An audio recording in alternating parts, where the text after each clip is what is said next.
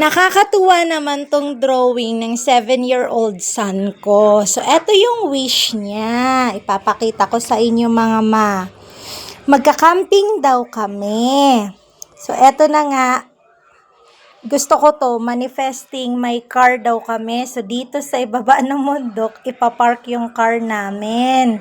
Wow, ang taas ng mountain. Meron kaming tent. Eto yung kapatid niya, si Kuya JC. Eto si Bunso, si Nine. At eto daw si Daddy. At eto siya. Nag-grilled sila ng marshmallow with bonfire.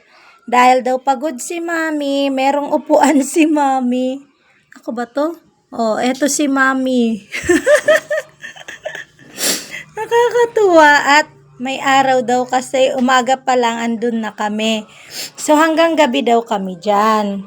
So manifesting, magkatotoo itong camping natin. I-post natin anak ha? Yeah. Kasi ipopost na lang natin soon yung totoong camping na.